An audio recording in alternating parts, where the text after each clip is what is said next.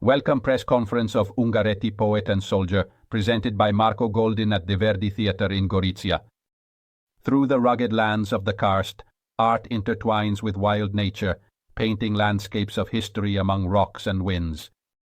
This video, complete and to be watched fully, is our invitation to share a journey of discovery and wonder, the line at the Teatro Verdi. E poi torna alla luce con i suoi canti e li disperde. Di questa poesia mi resta quel nulla di inesauribile segreto.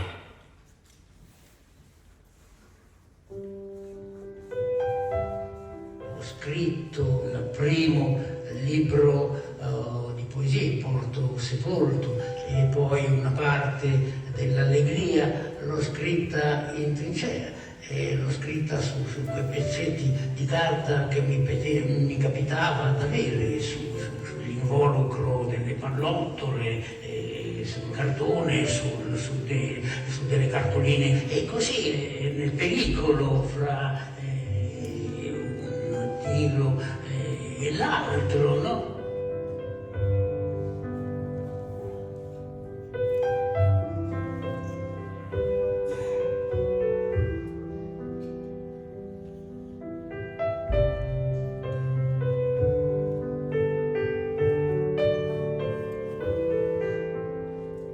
Forse sul lago, nella luce del giorno che a mano declina, camminando dagli irti sassi sull'erta scuoiata, fino all'acqua che da lì non si vede e non si immagina così verde di speranza e distanza.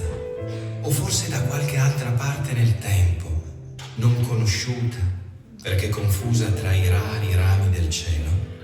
Forse così questa storia è cominciata. Nella luce di una quasi sera, distesa verso il confine da cui venivano ombre e miraggi, come l'oasi cara ai viandanti nel deserto. Confine che adesso è bosco, è acqua specchiante, nuvole e vento, e non più pietra.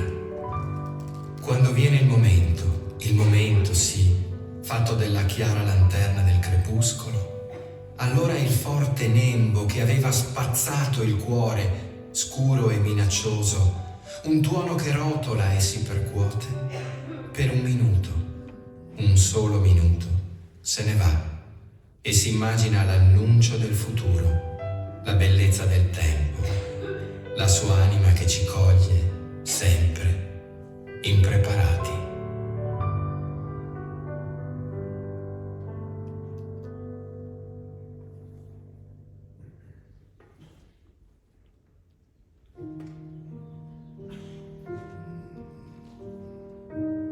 Una intera nottata, buttato vicino a un compagno massacrato, con la sua bocca digrignata volta al plenilunio, con la congestione delle sue mani penetrata nel mio silenzio, ho scritto lettere piene d'amore. Non sono mai stato tanto attaccato alla vita.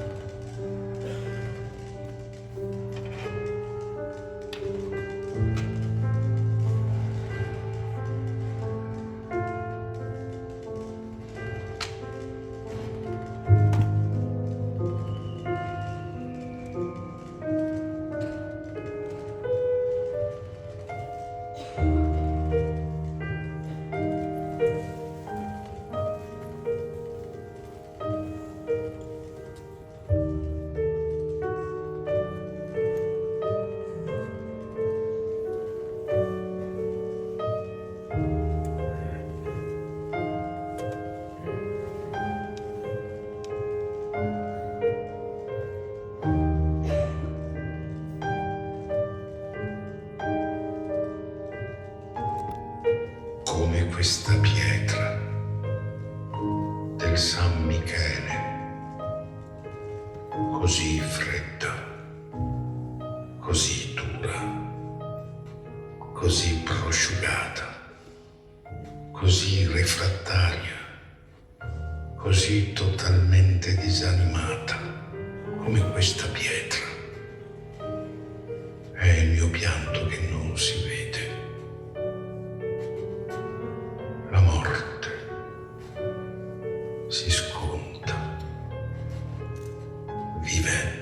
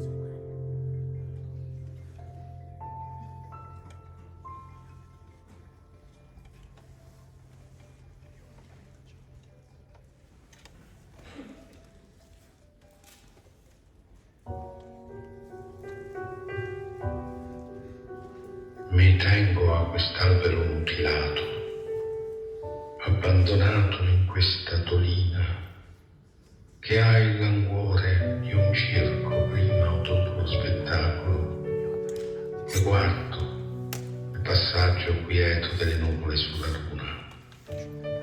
Stamani mi sono disteso in un'urna di acqua e come una reliquia ho riposato.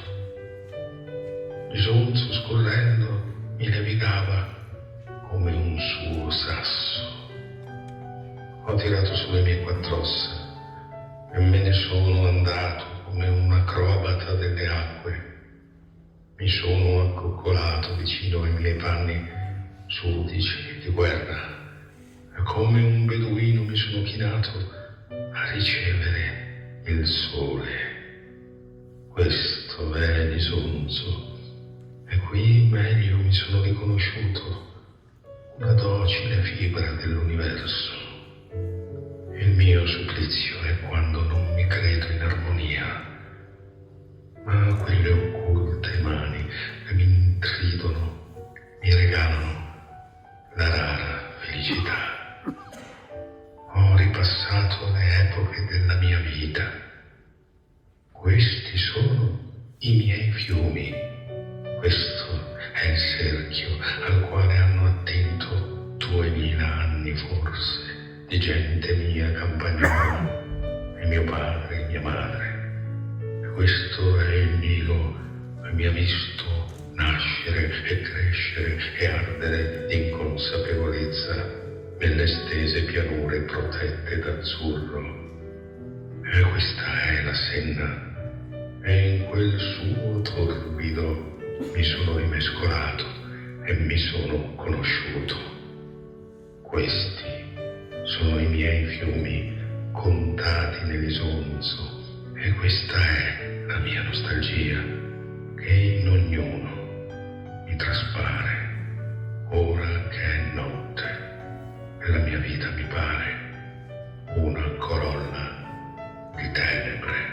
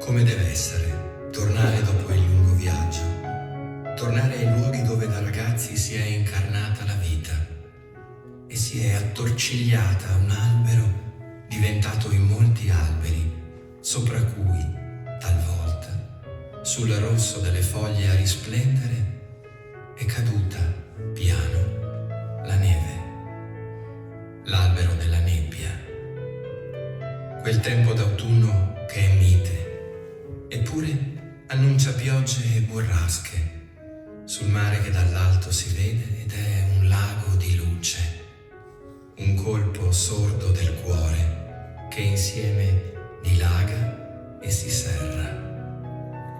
Come deve essere anche solo poter ritornare e avere negli occhi ciò che era e ciò che è stato, il principio e la fine del viaggio, i suoi movimenti e silenzi, alzarsi in piedi e camminare con il passo più incerto di un vecchio, stringere quegli occhi diventati fessure nella luce piena e assolata, grattata sui muri ancora sbrecciati, e da un crocicchio di paese sentire una volta di più quelle voci masticate e aggrappate alla vita, fino a che ogni cosa torni a essere vento, finché tutto del tempo si adagi sul carso, preso e perso nell'anima del mondo.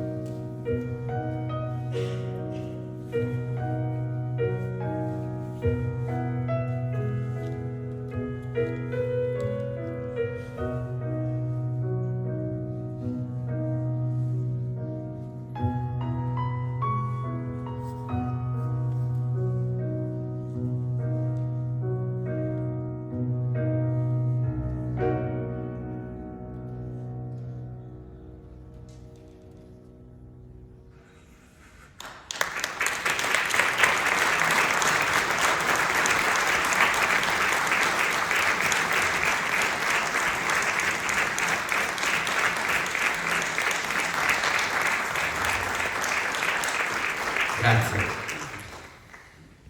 Credo che abbiate visto, ascoltato che c'è un bel po' di anima dentro questa cosa.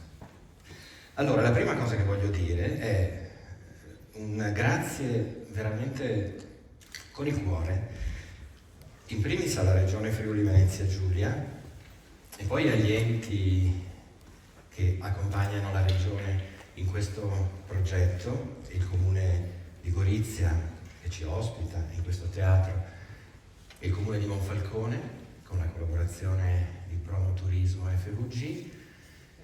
Siamo tutti raccolti sotto quel grande ombrello di Go 2025.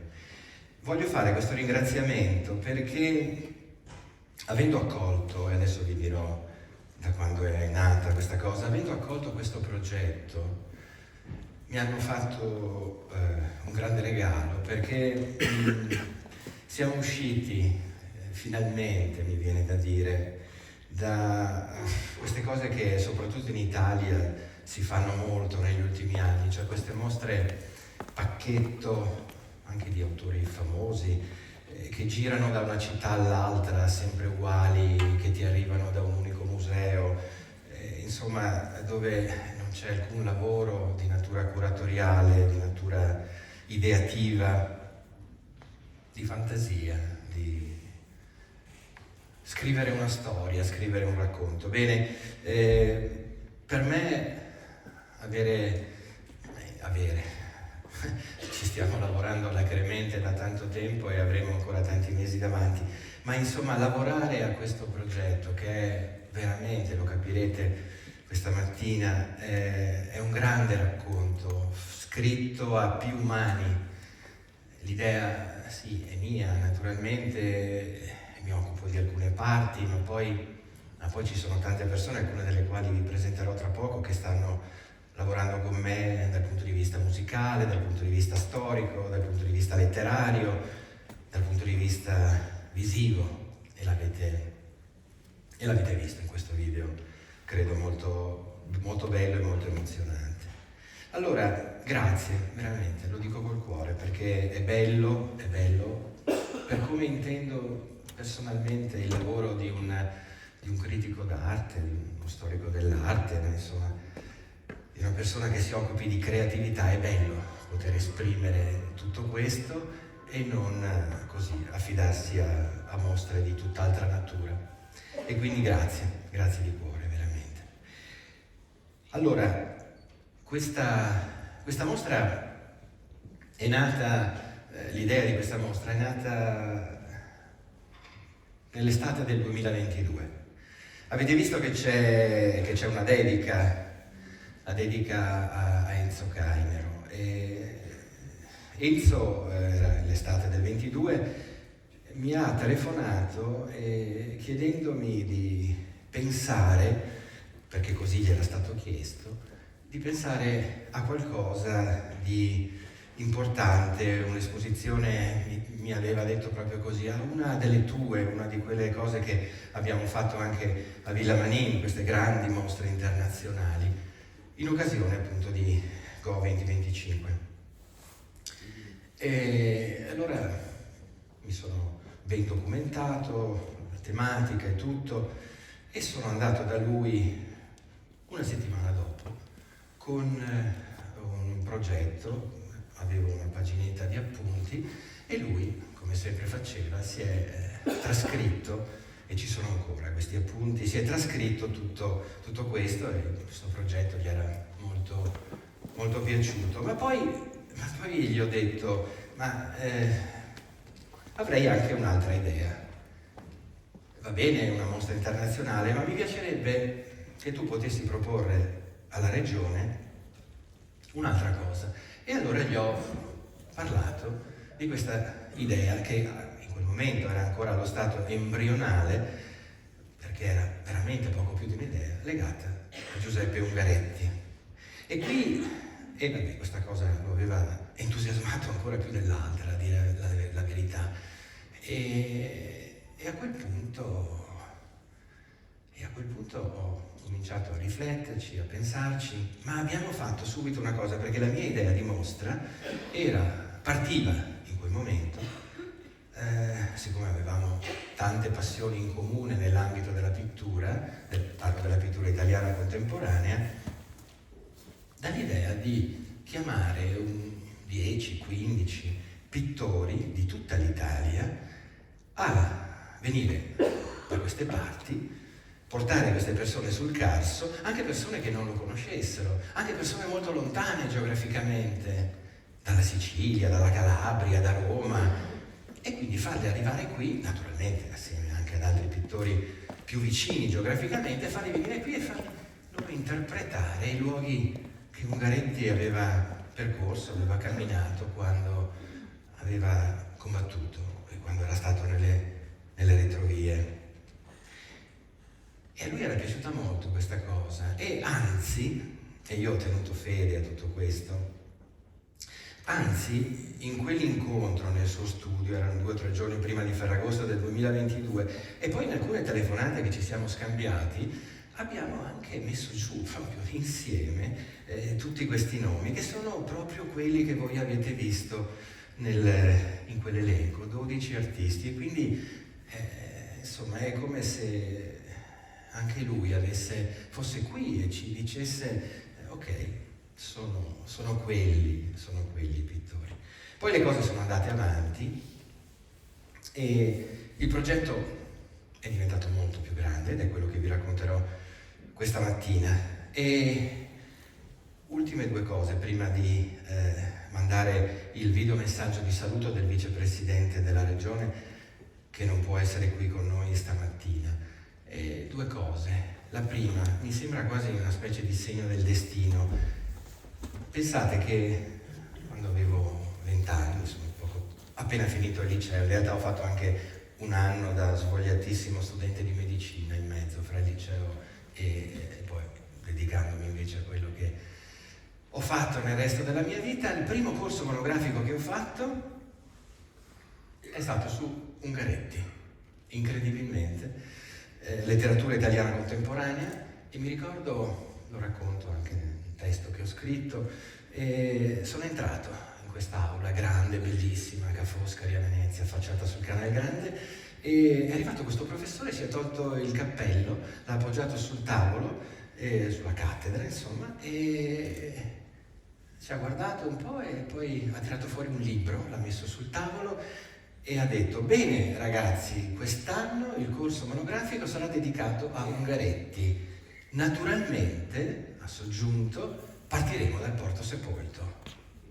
E quindi è veramente per me una specie di segno del destino. E l'ultima cosa che voglio dire, l'ultima di tante altre in realtà, adesso l'ultima, è che quando assieme a tutti questi pittori, guidati da una bravissima guida che è qui, Elisa De Zan, abbiamo percorso in un paio di giornate tutti i sentieri sul Carso, l'idea di fare una mostra, così come la vedrete tra poco, composta su Ungaretti, è emersa come una cosa assolutamente straordinaria dal punto di vista spirituale. Camminando si sentiva veramente uno spirito che saliva, e tutti noi che eravamo lì, io con i pittori, eravamo in silenzio. Elisa parlava, bravissima, diceva delle cose molto interessanti, ma ogni tanto vedevi le persone che si allontanavano, che si isolavano, perché tutti avevamo bisogno di silenzio. Del resto la parola di Ungaretti è proprio questo, silenzio. Mandiamo il videomessaggio del vicepresidente della regione.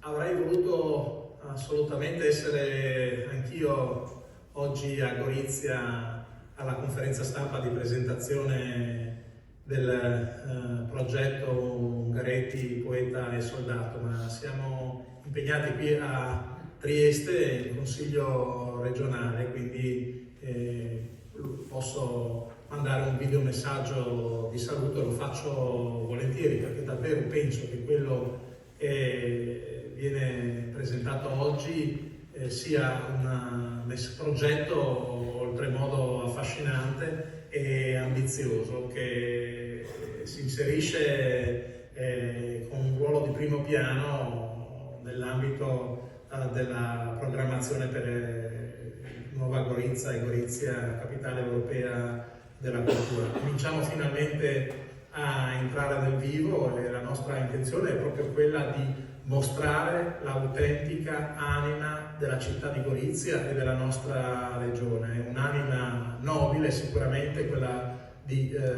Gorizia, un'anima che poi a un certo punto ha sofferto, ma nel mio cuore nessuna croce manca, e il mio cuore il paese più straziato, avrebbe detto Ungaretti, e questo strazio, questo dolore noi dobbiamo essere capaci di mostrarlo, però una visione ottimista per il futuro, perché bisogna avere la forza di rialzarsi. Ho tirato su le mie 4 ossa e me ne sono andato come un acrobato sull'acqua, avrebbe sempre detto il grande poeta, e allo stesso modo anche noi dobbiamo tirare su le nostre 4 ossa e dobbiamo avere la capacità come acrobati di interpretare le nuove opportunità che il confine offre. Il confine non è più un muro, fine di qualcosa, ma è una nuova opportunità di relazioni, quindi di amicizia e di pace tra i popoli, e noi possiamo essere testimonianza di questo grande valore della cultura di frontiera. Per queste ragioni il progetto di oggi è tra i più importanti che la proposta culturale elaborata anche d'intesa con la Regione offre nel panorama delle proposte per Gorizia, capitale europea della cultura. Si tratta di 2 mostre e di uno spettacolo pensato peraltro per essere rappresentato in diverse località, e queste 2 mostre, questo spettacolo, vogliono essere il testimone che accompagnerà sul territorio il pubblico a vivere da vicino la memoria storica, geografica, letteraria dei luoghi in relazione a un periodo che ha segnato e ha caratterizzato in modo significativo tutta la regione, i suoi abitanti, e ha caratterizzato anche l'Italia e l'Europa. E io penso che lasciare che sia l'arte a parlare di Ungaretti, dei luoghi e degli eventi che ha vissuto e che lo hanno ispirato, equivale forse a utilizzare il linguaggio che più si avvicina alla poesia e che meglio la interpreta, restituendo così, credo, al pubblico un messaggio che è sicuramente efficace ed emotivamente coinvolgente. E quindi sì, finalmente entriamo nel vivo, iniziamo a presentare i progetti a cui da tempo la Regione, il Comune, tutti i soggetti coinvolti stanno lavorando. Questo che Linea d'Ombra e Marco Goldin presentano oggi a Gorizia, come dicevo all'inizio, certamente sarà uno dei momenti più autentici, proprio perché è in grado di mostrare l'anima di un territorio, più autentici ed efficaci della proposta culturale per Gorizia. E quindi buon lavoro, buona presentazione, poi siamo tutti curiosi di assistere poi però al progetto quando davvero finalmente entrerà nel vivo. Grazie al vicepresidente Anzi. E adesso vorrei chiamare i 2 padroni di casa, il sindaco di Gorizia e l'assessore alla cultura del comune di Monfalcone.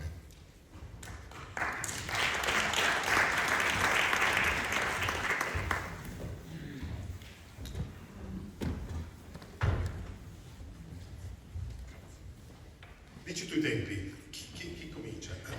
No, beh, in virtù del Sì, tempo, sì, grazie. sì, Gli amici sanno tutto. Innanzitutto grazie a tutti voi, ma io un ringraziamento particolare lo darò dopo, naturalmente lo dedicherò a Marco, perché sappiamo che è non solo quello che l'ha ideato, proposto, ma ne parleremo dopo, perché deve avere uno spazio particolare come artista, perché nasce come artista, poi anche come organizzatore. Ma essere un organizzatore senza una componente artistica c'è qualcosa che non va.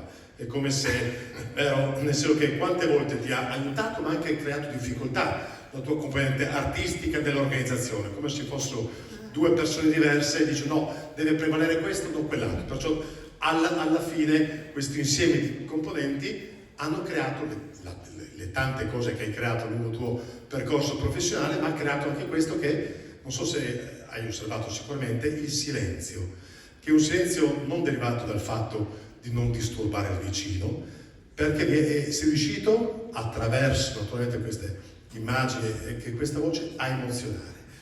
8 febbraio del 2025, Nova Gorizia, capitale europea, non capitali, ma capitale europea della cultura. E come sappiamo, l'8 febbraio non è stato scelto a caso.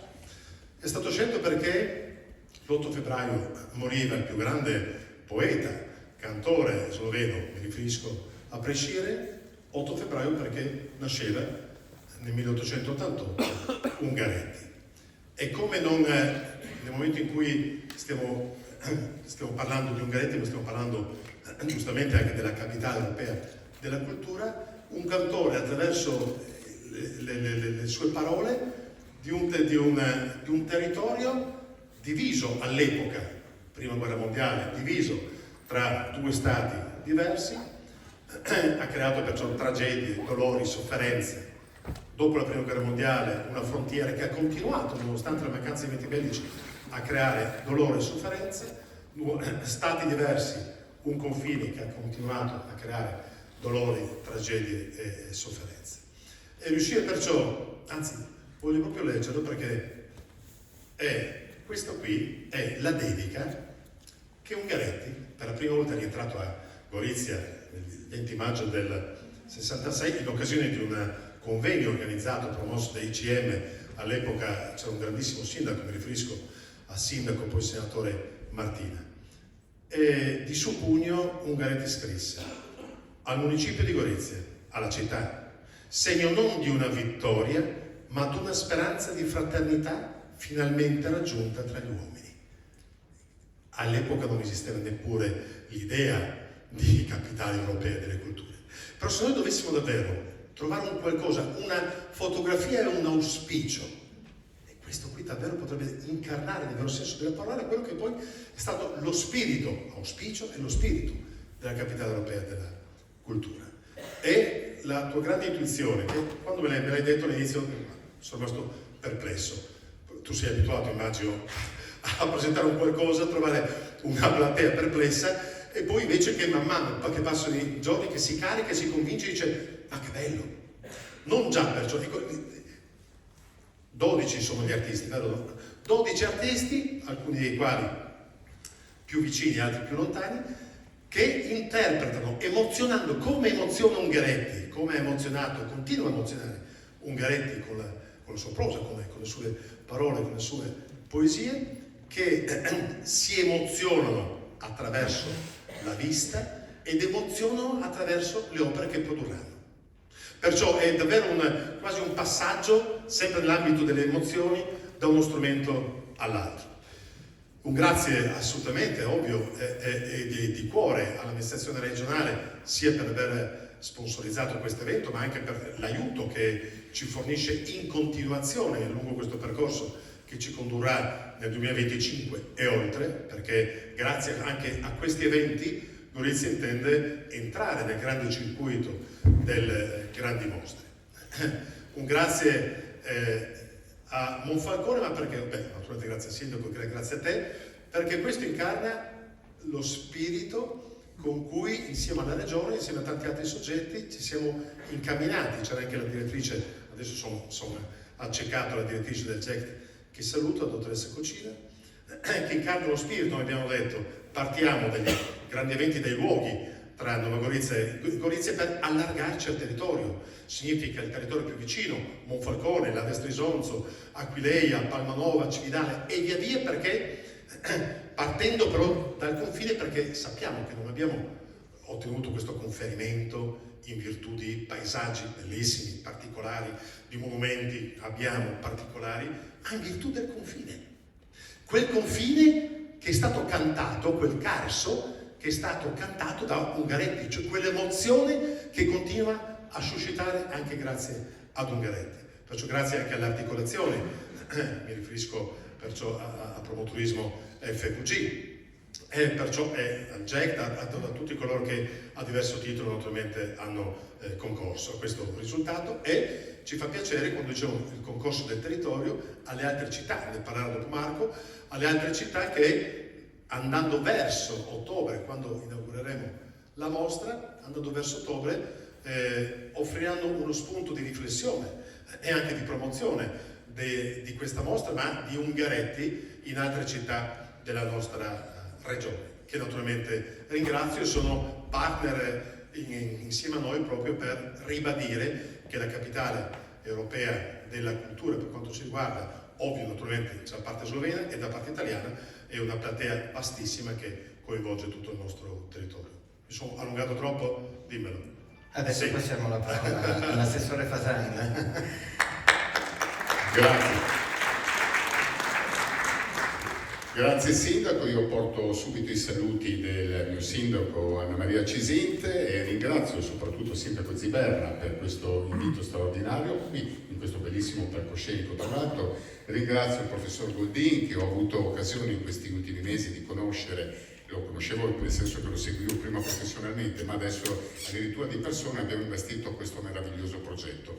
È sempre meraviglioso parlare per secondo, lo dico sempre al mio sindaco, perché quando poi si è detto tutto, però ormai ci sono abituato. Devo dire che sono veramente molto emozionato di essere qui a portare avanti questa progettualità, una progettualità che, se mi permetti Sindaco, oggi è stata ben rappresentata dal nostro quotidiano locale.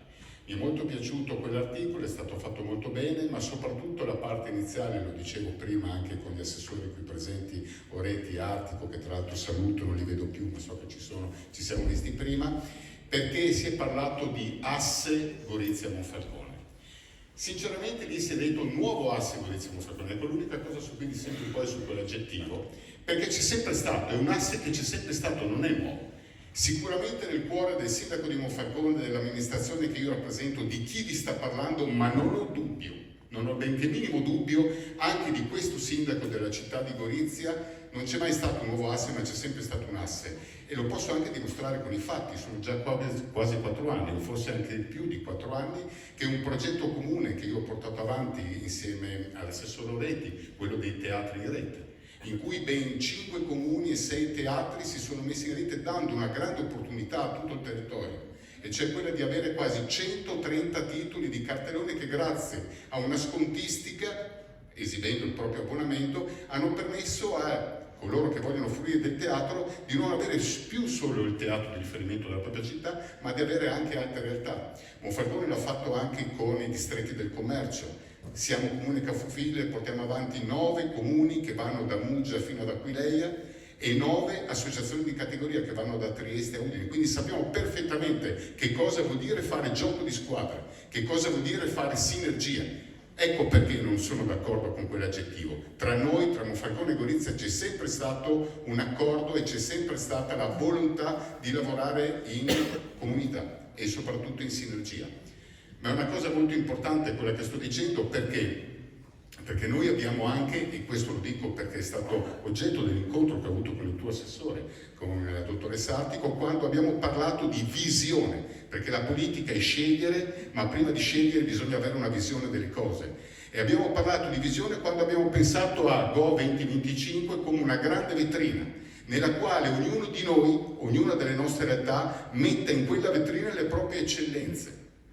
Ce ne sono tante di eccellenze, Gorizia ne ha tantissime da mettere in quella vetrina, ma lo ha citato prima il sindaco, ci sono città molto importanti come Aquileia. Aquileia è quel punto di riferimento da cui tutti noi sappiamo da dove partiamo per sapere chi siamo oggi e che cosa ci attenderà domani. Abbiamo Grado, abbiamo giustamente detto Cividale, abbiamo avuto grandissime realtà, Re di Puglia, quell'asse che porta da Re di Puglia a Gorizia per arrivare a Monfalcone, parlando della Grande Guerra, e siamo qui a parlare proprio di questo oggi. Queste sono le grandi realtà che noi metteremo a disposizione. Monfalcone con le sue realtà che sono uniche a livello europeo. Pensate al nostro MUCA, Museo della Cantieristica, unica realtà europea vicino a un'azienda ancora viva e operante all'interno di un museo a cielo aperto, che è quello del quartiere di Panzano. Grazie alla lungimiranza già nei primi del Novecento dei Kosovic, che hanno pensato non solamente al business della cantieristica e della successiva navalmeccanica, ma hanno anche pensato a come poter dare spazio a coloro che lì dentro lavoravano, alle maestranze, creando addirittura, di questo vado molto orgoglioso, creando addirittura un teatro pensando agli operai. Quando mai si era pensato a una cosa così lungimirante, così avanti nel tempo? Queste sono le cose che Monfalcone può mettere a disposizione e sono convinto che con Gorizia faremo un grande lavoro. Devo anche dire che le progettualità che intendiamo portare e mettere a disposizione per tutto quanto il territorio, perché con l'assessore Artico dicevamo appunto che tutto ciò che noi facciamo deve essere un valore non solo per la nostra città, perché attenzione, questa è una scommessa che non si vince da soli, questa è una scommessa che si vince giocando di squadra. E in quella grande realtà noi intendiamo metterci anche le nostre relazioni con la Fondazione dei Musei Civici di Venezia, per esempio, che ha portato le grandi mostre Monfalcone, ma che metteremo ovviamente a disposizione per tutto quanto il periodo del Go 2025, ma anche quello che abbiamo fatto con la NIAM di Roma. E soprattutto voglio ringraziare tutti coloro che hanno creduto a queste progettualità. I soldini che sono arrivati a Gorizia, a Monfalcone per queste progettualità non sono frutto del fatto che siamo solamente simpatici, ma perché abbiamo portato dei progetti interessanti, dei progetti condivisibili e che sono sicuramente un punto di riferimento anche per le nostre imprese, per le nostre imprese. Ecco tutto quello che racchiude, e ci sarà la possibilità di poter portare avanti, ma noi siamo andati oltre, dobbiamo pensare anche dopo 2025 e glielo racconteremo il prossimo anno, altrimenti ci dilunghiamo troppo. Comunque ecco, quello che è importante, voglio chiudere qua con un tema che è anche caro al mio sindaco. Gorizia e Monfalcone devono avere il timone, hanno il compito di avere questo timone per riuscire a traghettare questa grande barca che ci porterà a transare un attimino le acque chete che ci aspettano nel 2025 con tutte le progettualità culturali. Noi chiaramente ce ne faremo carico, abbiamo i comuni dell'Isoltino che sono vicini a noi e sono sicuro che faremo veramente un grandissimo risultato. Non avendo uno sbocco sul mare, oltre che il timone anche il volante, dai. Abbiamo il volante per arrivare al timone della barca che ci porterà. Grazie, grazie a tutti.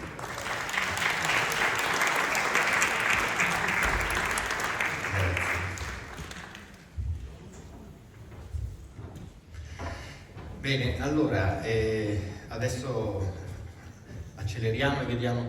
Vorrei partire da questo, spiegarvi un momento molto brevemente il logo che assieme al nostro grafico Giovanni Donadini abbiamo scelto. Vedete quelle, la P e la O e la S e la O intrecciate, sono il segno di due cose. Il primo, abbiamo recuperato il senso della copertina dell'edizione del Porto Sepolto di Ungaretti uscita nel 1923, dove si lavorava con caratteri diversi da questi, ma proprio sulla unione, sulla sovrapposizione, e quindi per avere un richiamo di carattere storico e poi un qualcosa di carattere contenutistico, etico, chiamiamolo come vogliamo. Io l'ho detto anche in una piccola intervista fatta prima con la RAI, la cosa che ho in mente, soprattutto dentro a questo progetto, in una situazione anche molto particolare che vive tutto il mondo, io ho sempre in mente la poesia Fratelli, ed è proprio quella che mi ha un po' guidato nella costruzione di tutto questo progetto. E quindi quell'unione delle lettere sta a significare anche l'unione di che cosa? La P e la O di poeta, di due personaggi straordinari, l'uno ovviamente Giuseppe Ungaretti e l'altro Ettore Serra, la persona senza la quale non avremmo avuto il Porto Sepolto, che in tempo di guerra è andato a Udine e ha fatto stampare queste 80 copie del Porto Sepolto. E poi la S e la O, soldato, proprio l'unione, come tante volte ha scritto Ungaretti anche dopo l'esperienza bellica, la sua capacità di non considerare nemici coloro che stavano dall'altra parte delle trincee. Dunque quell'unione della S e della O nella parola soldato sta a significare esattamente questo. Allora, la prima cosa che noi avremo modo, noi di fare, voi di vedere, è uno spettacolo teatrale. Uno spettacolo teatrale che anticiperà la mostra e sarà costruito, lo stiamo ovviamente già costruendo, poiché la prima avverrà qui nel Teatro Comunale Giuseppe Verdi di Gorizia il 10 di aprile, poi avremo una data successiva il giorno dopo, l'11 di aprile nel Teatro Comunale di Tolmezzo, poi saremo il 15 di aprile al Teatro Comunale di Treviso, il 16 saremo al Teatro di Monfalcone, il 17 saremo al Giovanni da Udine a Udine e il 23 chiuderemo questa piccola tournée a Pordenone al Teatro Verdi. Devo dire che ci sono già tante richieste anche di avere questo spettacolo altrove in tutta Italia, ma insomma vedremo, perché il lavoro da fare è veramente tanto. Lo spettacolo è costruito attraverso una rappresentazione che è naturalmente quella della storia di Ungaretti sul Carso, la sua poesia sarà al centro, attraverso tante persone che assieme a me saranno sul palco. Io farò come sempre il racconto, ma ci sarà una grandissima cantante, Antonella Ruggero, e tra poco spiegheremo anche perché ho scelto di invitarla, di chiamarla a lavorare con noi. Ci sarà un attore, Gilberto Colla, che avete già sentito leggere nel video e che leggerà sul palcoscenico alcune delle poesie di Ungaretti, e poi ci saranno delle cose che sono rappresentate da due persone che sono qui, la prima delle quali chiamo sul palco adesso e che è il maestro Remo Anzovino.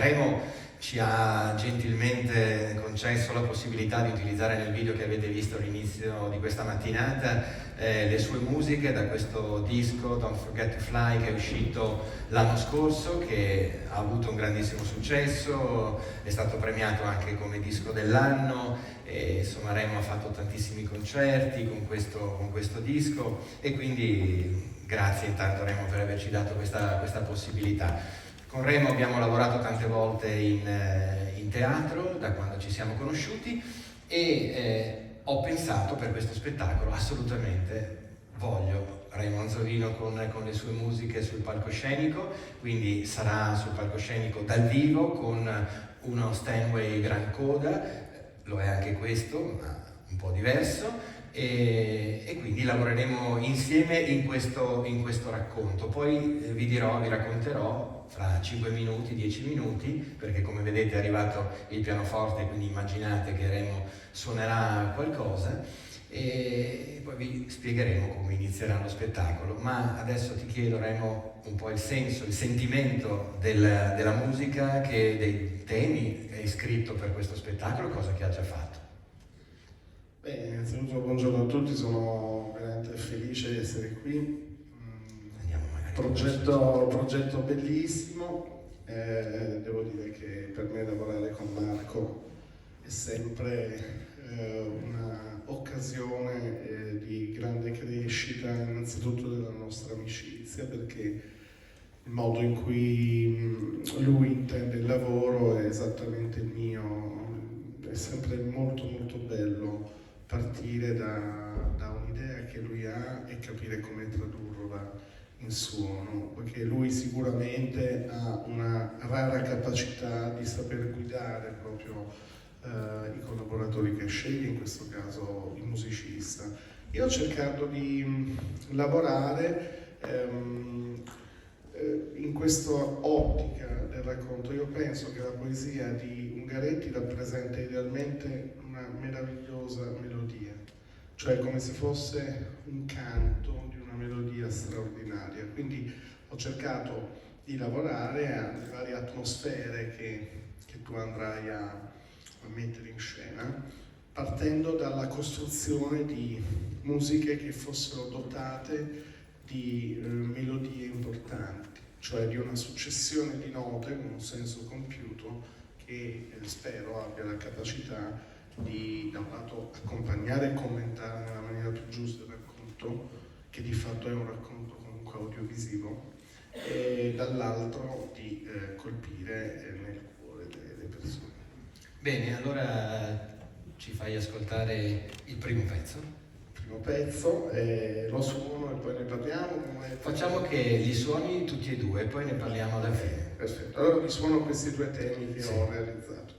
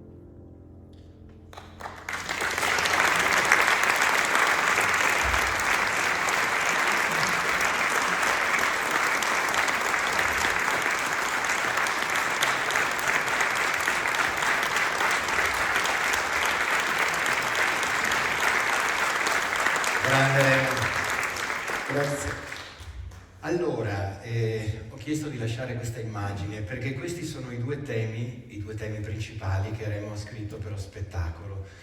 E questa musica, che poi sarà anche la base musicale di una delle canzoni, è proprio la base musicale di una canzone il cui testo ho scritto sul tema della notte sul Carso durante la guerra. E devo dire che i pittori che abbiamo coinvolto assieme a Enzo, appunto, ormai 1 anno e mezzo fa, stanno facendo dei lavori straordinari.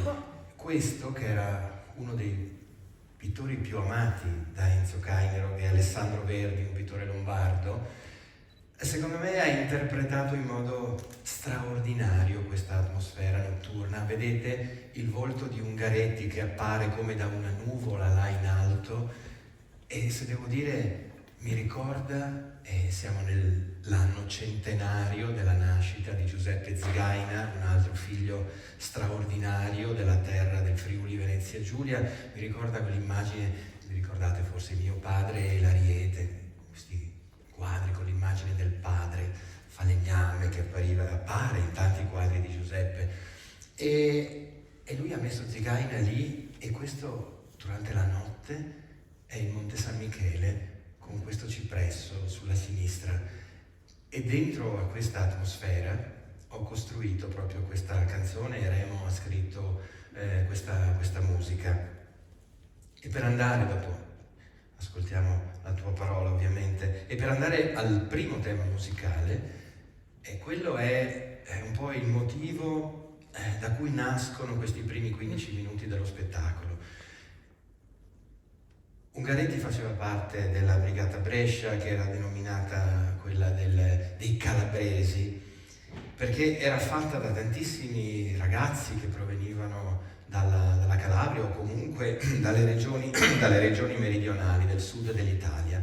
Allora io ho immaginato l'inizio dello spettacolo, questi 15 minuti con semplicemente Remo e Antonella Ruggero sul palcoscenico, li ho immaginati così, e ho scritto queste canzoni per lei, i testi per lei, come una madre che sulla costa calabrese, guardando il mare, raccontasse quello che in alcune lettere, ovviamente immaginarie, quelle che io mi sono immaginato, la vita sul Carso. E quindi da una parte queste immagini notturne, questi sogni, queste sofferenze durante la notte, con queste apparizioni bellissime di luce, e immaginiamo che da lì ci siano degli sbuffi di luce, di onde che arrivino dal mare Adriatico.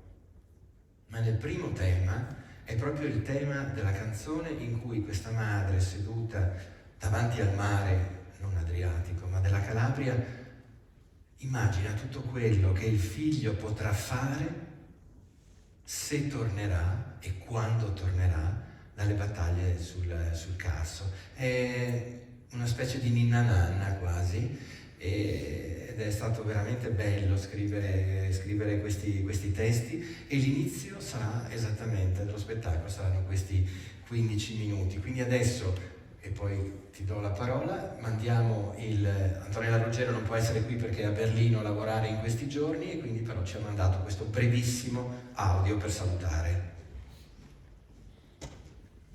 Buongiorno a tutti, sono Antonella Ruggero. Eccomi pronta per una nuova avventura che mi vede legata ad un inedito progetto teatrale creato da Marco Goldin, con il quale ho avuto modo di collaborare dal 2006 in occasione del tour teatrale di L'abitudine della luce, al quale è poi seguita la pubblicazione del progetto discografico omonimo.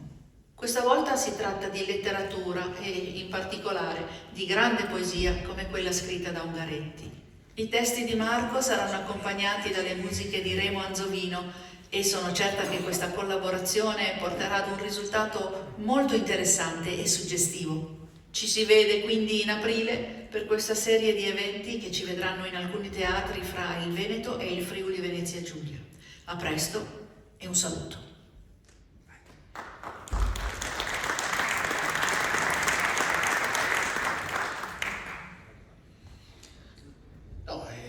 Insomma, è una cosa molto bella, sicuramente, ecco, unire la tua guida dal punto di vista della suggestione del racconto e di quale dovrà essere la funzione della musica in scena, sapendo in partenza di poter comporre per una delle voci più straordinarie del nostro paese, questo ha influito, perché penso sia chiaro che entrambi i temi che ho suonato sono proprio pensati per la sua voce, cioè per la possibilità che la sua voce mi consente dal punto di vista della curvatura balistica, proprio della melodia, che sono andato a scrivere in entrambi i pezzi, cioè delle melodie che abbiano una possibilità di estensione e di escursione che solo una grande cantante può fare, insomma. Quindi per me non solo è un onore, ma è anche una bellissima opportunità di lavorare con una cantante come Antonella Ruggero.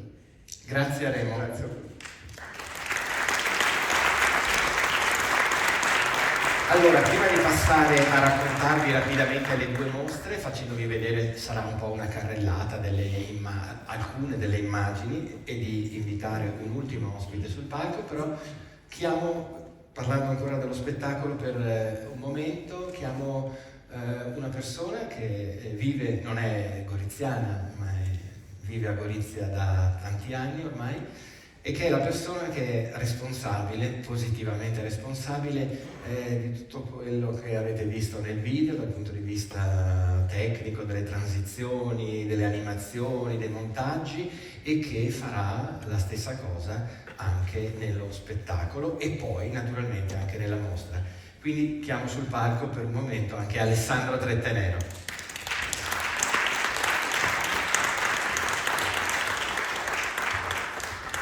Ciao Alessandro, che non è molto abituato a parlare, però no, ci tenevo tanto che ci dicesse veramente due cose, perché lavoriamo ormai da diversi anni assieme e abbiamo fatto tante cose, e credo anche belle, come avete visto. Aiuto. Non sono abituato, non mi capita, sono di solito abituato a stare da quella parte del palco. Ed è ancora più straordinario il fatto che capiti nella mia città, perché Gorizia è da molti anni ormai la mia città, per cui sono veramente emozionato. Remo in realtà ha già detto tutto di quello che avrei potuto dire io, nel senso che poi ho la fortuna, l'enorme fortuna di lavorare con Marco da molto tempo, e poi ogni tanto arriva la telefonata e dice: ho un'idea nuova, ho un progetto nuovo, facciamo un progetto su Ungaretti. E Ungaretti. Oh, caspita. Sì, ho detto così. Facciamo un progetto su Ungaretti. Allora vado a trovare Marco e panico, cioè panico puro, perché ogni volta dice: ma adesso cosa facciamo di nuovo? E abbiamo questo enorme foglio bianco davanti, e poi Marco comincia a parlare e le immagini si formano, e poi arriva la musica di Remo, e poi arriva la voce di Gilberto e le cose che Marco scrive e che racconta, e come una specie di enorme vortice tutte queste cose si mescolano e prendono forma, e poi alla fine, il giorno prima dello spettacolo, arriviamo lì con panico, sempre, e diciamo: eh sì, caspita, ce l'abbiamo fatta anche questa volta. In questo caso direi che abbiamo messo qualche segno su questo enorme foglio bianco, ma il grosso del lavoro deve ancora essere fatto, per cui devo andare. Volevo solo fare un ringraziamento, perché qui con noi oggi è presente una persona, un giovanissimo studente del liceo artistico Max Fabiani di Gorizia, che mi darà una mano. Si chiama Manuel Pipani, è qua con la famiglia, e sono sicuro che la sua età, la sua curiosità, il suo talento sarà un grosso aiuto per me, ma penso per tutti noi. Grazie Alessandro. Grazie a voi.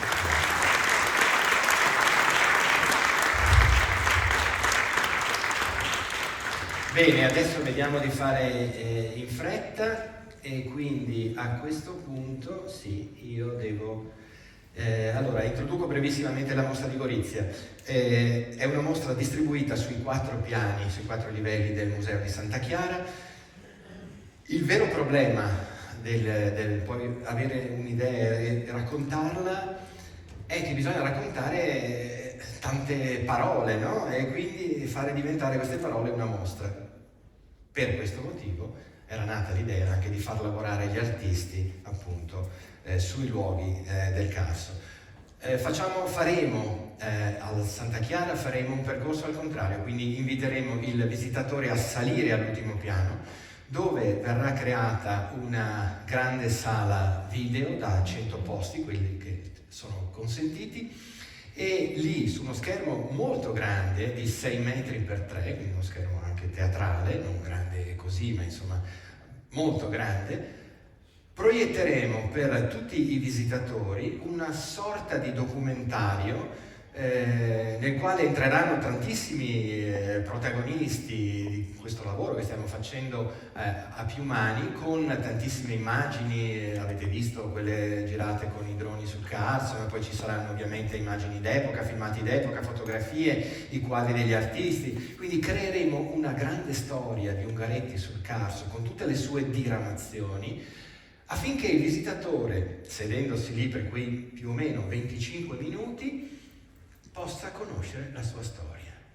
E poi andremo a discendere. Al piano ci saranno già dei quadri, anche a quel piano lì, quindi all'ingresso, salendo, la prima parte saranno dei quadri degli artisti contemporanei che lavorano sui luoghi di Ungaretti e anche sulla sua immagine, e poi la grande sala video.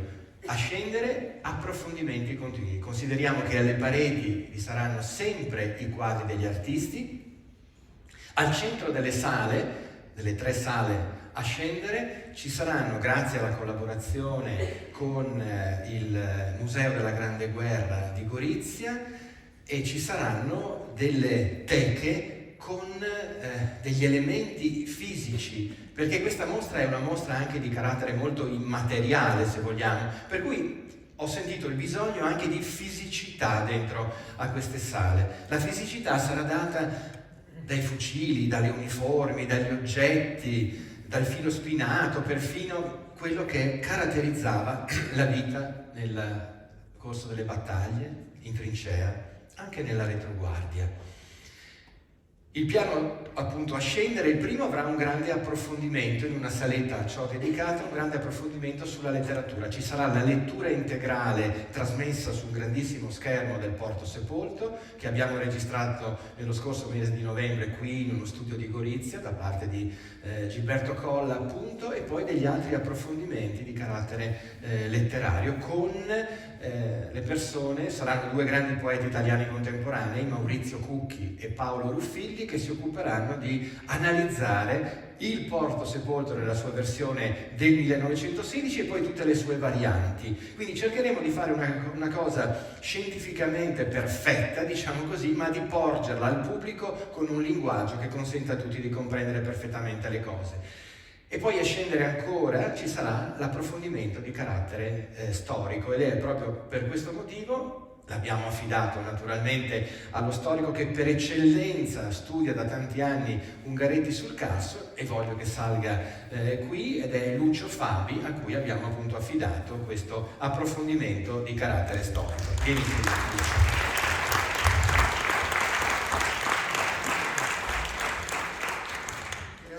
Grazie Marco, buona giornata a tutti. È stato una bella proposta di lavoro che ho accettato volentieri, perché, per dire, la storia di Ungaretti nasce da Ungaretti soldato sul Carso, no? Tu hai messo, lui si chiamava soldato ma poeta, tu l'hai girata modernamente, poeta e soldato, ed è un approccio che non può non stupire. Per dire, anche dalla vista del filmato, Ungaretti nel 66 ritorna dopo 50 anni sui luoghi in cui ha combattuto e ha un moto di stupore. Il Carso non è più un inferno, dice e scrive nella sua nota. e l'abbiamo visto che non è più un inferno, anche se alcune scene derivano dall'incendio dolorosissimo dell'estate del 22, ma anche quelle scene portano lo spettatore a immaginarsi cosa poteva essere un Carso di guerra.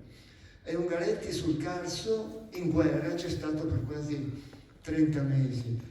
Per raccontare la sua esperienza, io con l'amico Nicola Boldrini, a suo tempo nel libro Pianto di pietra, ma anche in altri lavori fatti di taglio più escursionistico con il Comune di Sagrado, con il Consorzio Culturale, per rappresentare, per raccontare la storia di guerra di Giuseppe Ungaretti l'abbiamo incrociata non soltanto con le suggestioni delle sue poesie, ma anche con le tante lettere che lui ha scritto ai suoi corrispondenti durante la guerra e che raccontano dei suoi stati d'animi, dei suoi momenti di esaltazione, ma anche di dolore e di pensosità. E ancora l'abbiamo intrecciato con i racconti di tanti umili soldati, fanti, ufficiali che hanno incrociato Ungaretti nel loro cammino di guerra, come tu hai fatto, come ho sentito fare con le madri calabresi, anche i soldati che incrociano Ungaretti, e qualcuno anche lo ha descritto, come ad esempio quel ufficiale che proprio a Versa nell'aprile del 16 consente a Ungaretti di avere più spazio e più tempo per i suoi lavori, per scrivere le sue poesie. E da quell'incontro nasce una amicizia che il tenente Giangreco e il soldato Ungaretti porteranno per tutta la vita.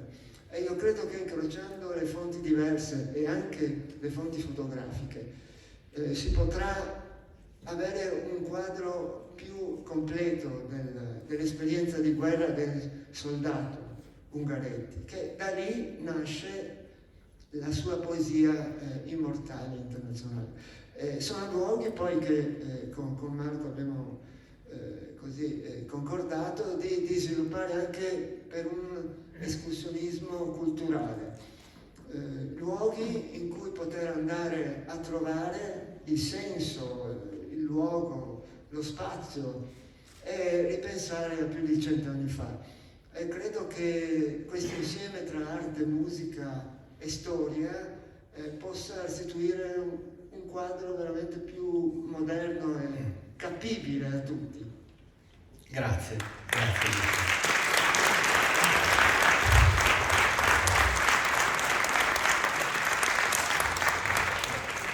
Ed è esattamente quello che, appunto, esattamente quello che cercherei di fare, insomma, uno sguardo moderno, unendo, come mi piace molto fare fin da quando ero ragazzo, le varie arti. Credo che sia il modo per incontrare il maggior numero di persone possibili, perché magari a qualcuno piace la letteratura ma non piace la musica, o piace meno, a qualcuno piace l'arte, ognuno trova il suo canale per entrare. E questo progetto, che si definisce così con una parola un po' bruttina, insomma multidisciplinare, così ci capiamo, avrebbe la minima ambizione di fare esattamente questo. Adesso rapidissimamente una scorsa di 8 pittori sui 12, perché gli altri 4 non hanno ancora fornito delle cose finite. Questo ci dà anche l'idea che ci sono dei pittori che dopo 2 mesi e mezzo di lavoro non hanno ancora finito dei lavori, e altri che ne hanno fatti 10 magari, quindi anche la modalità diversa appunto di procedere. Lei è Laura Barbarini e allora questo tema delle rocce bianche con il sommaco rosso sopra è un tema che ha colpito molto, e ha colpito molto, questa è una cosa molto interessante, ha colpito molto i pittori, diciamo, da Roma in giù, che sono compresi in questo elenco che, ripeto, avevamo fatto assieme al caro amico Enzo Cainero. Perché il riverbero della luce del sud, della luce mediterranea, poi come vedremo in modo particolare in un artista siciliano che era carissimo a Enzo Cainero, e poi questo apparire del rosso. Quindi abbiamo visto Laura Barbarini, Graziella D'Agioz, che è un'artista bellunese di origine, che è una delle 3 che sono in sala, e devo dire che quando siamo stati sul corso dell'Isonzo a novembre, lei che ha già lavorato su questo tema, su questi alberi, su queste radici che entrano nell'acqua del fiume, l'avevo vista effettivamente molto, molto contenta, e ha dipinto appunto questa immagine, poi assieme a tante altre cose, una l'avete vista anche nel video, ed era quell'immagine presa dal Carso dall'alto verso il mare, con quel grande lago di luce in basso. Poi andiamo avanti, vabbè, questo è, possiamo definirlo l'enfant du pays, che è naturalmente Franco Dugo, amico tra l'altro mio carissimo da tanti anni, e che ha fatto, fra l'altro ha finito due quadri, fra cui questo bellissimo veramente dell'Isonzo, e gli ho detto l'altro giorno, quando sono stato per mezz'ora a salutarlo in studio dopo una riunione che ho avuto qui, e gli ho detto, mi sembrano quasi delle cose legate così a questo suo amore che c'è verso la pittura americana dell'Ottocento, i pittori della Hudson River School, cioè dove il realismo si fa anche elemento fantastico, e trovo veramente un quadro molto molto bello, bravissimo Franco.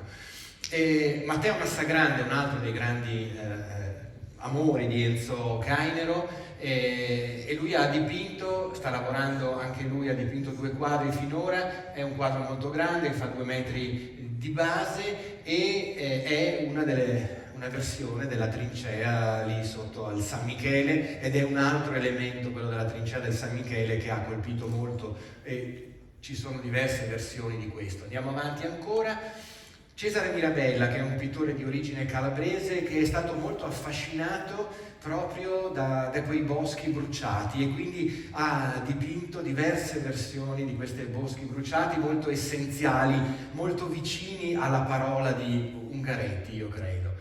Ecco, questa in questo momento l'ho scelta come immagine della mostra, poi vedremo, non sarà facile scegliere l'immagine definitiva della mostra, magari sarà questa, magari sarà qualcosa d'altro, perché racchiudere in un'unica immagine un progetto così vasto non è assolutamente cosa facile. Lui è Alessandro Papetti, uno dei più grandi esponenti della scena milanese della pittura italiana contemporanea, che ha dipinto questa versione, questa immagine appunto del grande poeta. Ecco, questo è il pittore di cui vi parlavo prima, Franco Polizzi, che è un pittore siciliano della cosiddetta scuola di Scicli, quindi 2 grandi maestri, Guccione e Sarnari, e anche lui affascinato da questo bianco delle rocce con quegli spruzzi lì del somaco nel tempo autunnale in alto, ed è per me, metto dalla parte del critico d'arte quali sono per un momento, ed è molto interessante vedere che come la luminosità mediterranea che c'è sempre nei suoi quadri sia comunque riuscita ad entrare anche nella rappresentazione di un luogo che non è l'estremo sud ma è l'estremo nord, ed è una cosa molto bella, credo, di questo progetto. Andiamo avanti. Ecco, questo è Alessandro Verdi, e lui ha fatto, sono quadri che ci ha mandato non più tardi di una settimana, 10 giorni fa, di grande formato, perché sono quadri di quasi 3 metri, e lui ha immaginato, è un pittore, guardate, che era uno dei grandi amori di Enzo. Mi ricordo che ne abbiamo parlato, gli ho detto sì, però non lo trovo adatto a questo lavoro. Alla fine ho detto, ma sì, lo mettiamo. E devo dire che è sorprendente, perché voi dovreste vedere i lavori che fa normalmente, è sorprendente come stia entrato completamente, si sia tuffato, sia quasi sprofondato dentro questo immaginario ungarettiano, sprofondato dentro questo cielo immenso, dentro questo confine immenso, al di là del quale c'è tutto, c'è la progressione del tempo, la progressione dell'universo, e sempre adesso con questa immagine di Ungaretti che guarda dall'alto e osserva quello che è stato. Nel quadro che c'era dietro a Remo che suonava prima era il profilo del San Michele con il cipresso durante la notte, e qui invece è veramente solo cielo, solo nuvola, solo senso dell'infinito, ed è veramente bello perché c'è il legame tra ciò che è qui e ora e ciò che invece si dilata, dilaga fino a scomparire. Bene, adesso andiamo all'oltre ancora, e allora mentre c'è questo meraviglioso quadro San Francesco del Deserto 1912 Gino Rossi, parliamo, per chiudere, parliamo della mostra di Monfalcone. Io credo che sarà una cosa veramente straordinaria. Qual è stata la mia idea?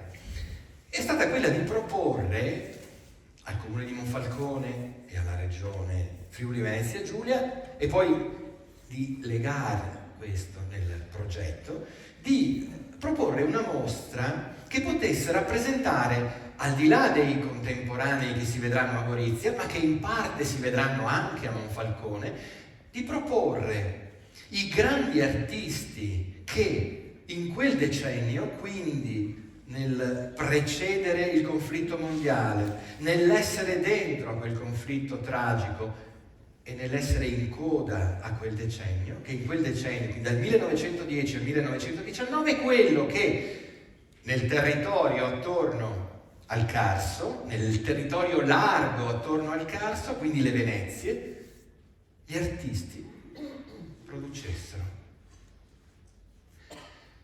E allora,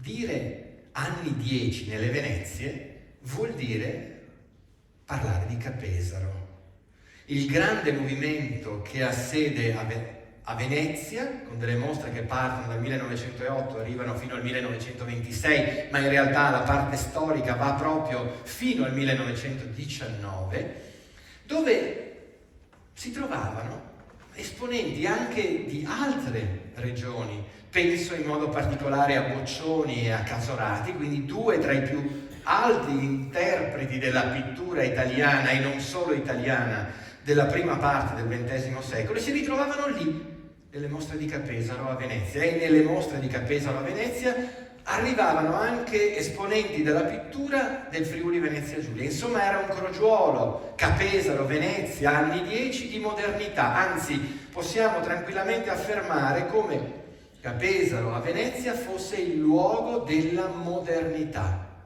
Allora, mi piaceva questo, e questo ho proposto, di poter realizzare una mostra storica a questo punto, con una cinquantina di pezzi, tanti quanti saranno quelli che si vedranno, degli artisti appunto storici lì nella Galleria Comunale d'Arte Contemporanea di Monfalcone, che ci facesse capire che mentre la guerra impazzava così negativamente, c'era comunque nel territorio circostante arte straordinaria, per dire ancora una volta come l'arte, comunque e nonostante tutto, abbia sempre continuato ad agire, e gli artisti abbiano sempre continuato a dipingere, per cercare di andare oltre, di stare al di sopra.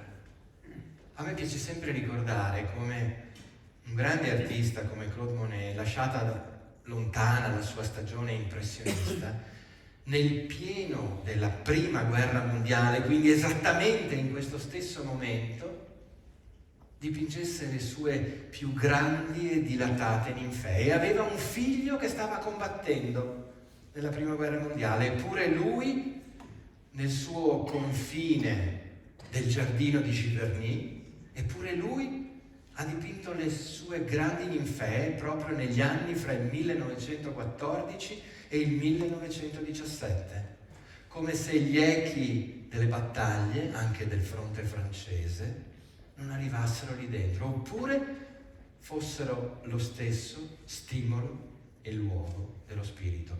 Allora, vediamo.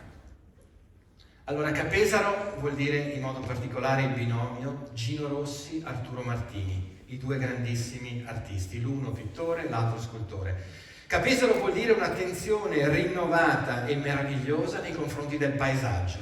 Allora, questo è un Gino Rossi del 1912, sono le colline asolane, la zona del Trevigiano, Monfumo per la precisione.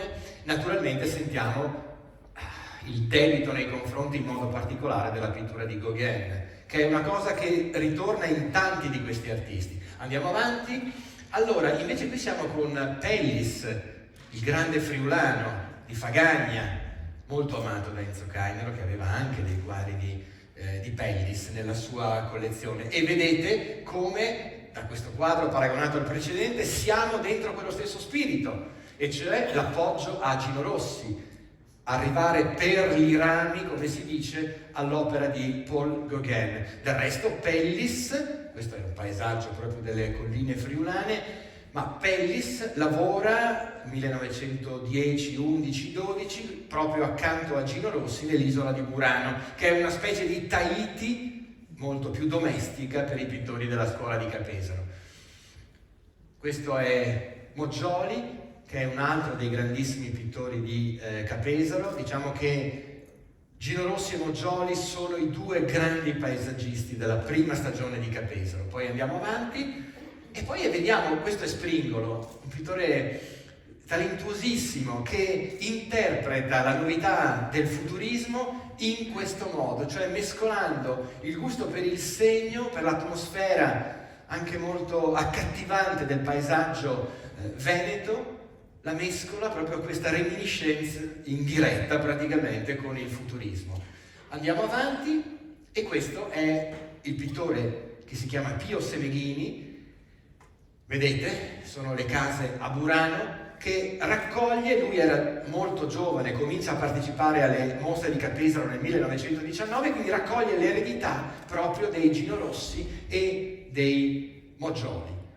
Andiamo avanti e qui avremo nella mostra delle parti veramente straordinarie nel rapporto fra Arturo Martini a sinistra e Gino Rossi a destra, due grandissimi amici che rappresentano l'uno nella scultura e l'altro nella pittura un gusto che è un gusto tipicamente europeo di quel momento, perché passata la stagione, diciamo, gauguiniana di Gino Rossi, entriamo in quell'ambiente che è l'ambiente della secessione monacense, che poi sfocia anche nell'interesse, Gino Rossi a destra, della costruzione di carattere tipicamente cesaniano. Quindi avremo tutti questi riferimenti, vediamo questa immagine, vediamo anche la prossima, ecco qui, guardate, è incredibile questa vicinanza straordinaria.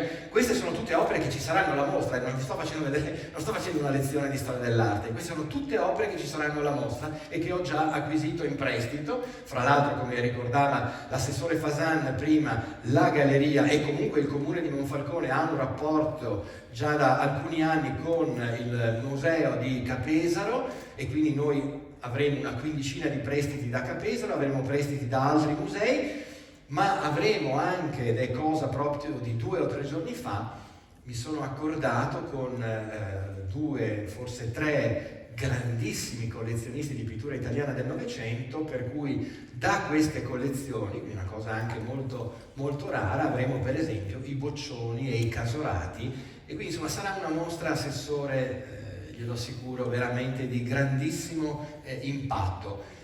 Sono queste due entrambe opere di Capesaro e sono la vicinanza più prossima assolutamente, tra l'altro le date sono identiche, 1912-1913, fra Gino Rossi e Arturo Martini.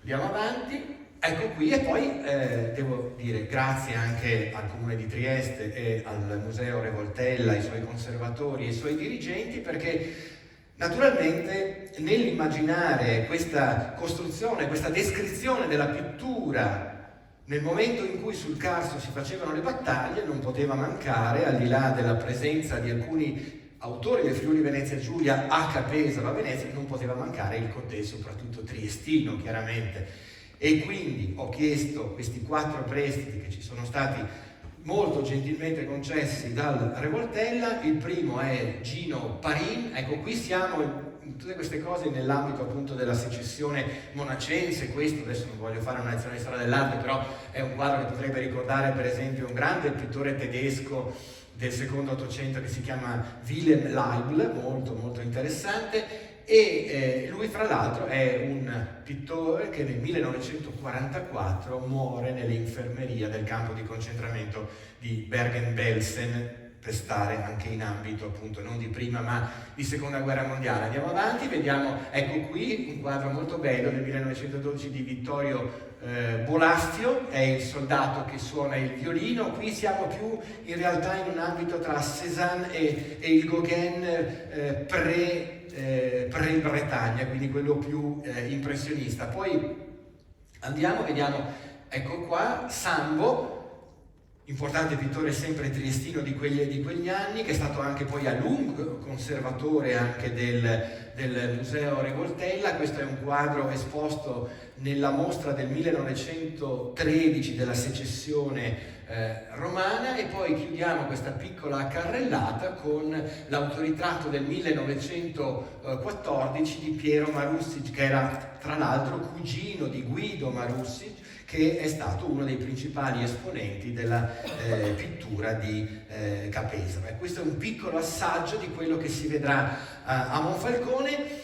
50 opere, ma poi in un'ulteriore sala al piano terra e in una sala al piano superiore avremo un'altra trentina di quadri dei pittori contemporanei, che così metterò in dialogo proprio con i maestri. Alla fine, quindi, solo pensando alla pittura, fra i 60-70 quadri che ci saranno a Gorizia e almeno gli altri 80 che ci saranno a Monfalcone, stiamo parlando solo nell'ambito della pittura di circa 150 opere da vedere. Bene, chiudiamo con 3 piccoli accenni. Ecco qua, allora, su questa immagine così, vorrei dire che anche, così come il progetto è diventato un progetto congiunto, anche il catalogo sarà un catalogo congiunto. Daremo il senso, più che un catalogo sarà un libro, in realtà, anche perché è piuttosto ampio, perché solo a riprodurre 150 quadri ci vogliono più di 150 pagine, poi ci saranno un sacco di saggi sulla letteratura, sulla storia. Riprodurremo in forma anastatica al centro del libro l'edizione del 1916 del Porto Sepolto, che grazie alla biblioteca di Udine avremo in prestito, e quindi mostreremo lì una copia, una di quelle 80 copie in una teca che furono stampate appunto nel dicembre del 1916 a Udine, e al centro di questo nostro libro avremo la riproduzione anastatica proprio di quelle 32 famosissime poesie del Porto Sepolto. Quindi faremo proprio un grande libro che spero potrà restare nella pubblicistica anche legata a Ungaretti. Poi vi accenno ad altre 2 cose, su altre 2 immagini, vediamo in che ordine le devo dire. Sì, ok, perfetto. Allora, è una mostra, credo, che si adatterà molto anche al mondo della scuola, al mondo scolastico, e quindi nel mese di marzo mi dedicherò a fare una specie di tour all'interno della regione Friuli Venezia Giulia per andare a incontrare in più punti, che poi con l'assessorato andremo a individuare in più punti, ad incontrare gli insegnanti per raccontare appunto la mostra in anticipo sullo spettacolo teatrale che poi ci sarà il mese successivo, in anticipo soprattutto sulla mostra che ci sarà dal 26 di ottobre di quest'anno fino al 4 maggio dell'anno prossimo. Infine chiudo dicendo che la presenza di Promoturismo FVG ci darà la possibilità di creare tutta una serie di itinerari che poi noi speriamo i visitatori della mostra, itinerari sul Carso, sui luoghi di Ungaretti, che i visitatori della mostra potranno poi utilizzare anche con 2 modalità, perché sempre grazie a Promoturismo FVG tutti gli spettatori che verranno a teatro per gli spettacoli di aprile avranno in omaggio un coupon che darà diritto ad una visita guidata gratuita sui luoghi di Ungaretti sul Carso. Quindi grazie a Promoturismo per questo grande sforzo che fa, e quindi lo sapete già voi per primi che gli spettatori a teatro avranno questa opportunità. E poi, come avete sentito, Lucio Favi farà all'interno sempre di questo libro sulla mostra, sul progetto di Ungaretti, farà un testo che sarà un testo legato proprio agli itinerari storici per quanto riguarda appunto la vita di Ungaretti sul Carso. Quindi avremo anche tutto questo riferimento non soltanto dal punto di vista così astratto, ma avremo anche se vogliamo, da prenderci lo zaino in spalla ed andare sui sentieri di Ungaretti. Bene, allora io dovrei avere effettivamente concluso, è stata una cosa un po' lunga, un po' diversa, ma è una conferenza stampa un po' poco conferenza stampa, però insomma c'erano tante cose di cui parlare. Prima di chiudere vorrei ringraziare tantissimo Davide Martinelli, che è lì dietro, che è il mio preziosissimo collaboratore, che mi ha aiutato tanto nel preparare, grazie Davide, nel preparare questa cosa. E io ringrazio nuovamente la Regione Friuli Venezia Giulia, anche tanto la dottoressa Anna Del Bianco, che è sempre un riferimento importantissimo per tutte le nostre iniziative, dirigente centrale della cultura della Regione, e poi naturalmente gli assessori Artico, Moretti, Argorizia, il sindaco Ziberna, il sindaco di Monfalcone, Cisinte, l'assessore Fasan, tutti i loro uffici, dirigenti. Stiamo facendo un percorso tutti insieme, io sono qui sul palco, ma ci sono tante persone dietro che stanno lavorando, che mi stanno aiutando e che stanno mettendoci tutto il cuore, tutta l'anima in questo progetto che, come ho detto all'inizio, e chiudo su questa cosa, ho voluto dedicare al mio caro amico Enzo Cainer.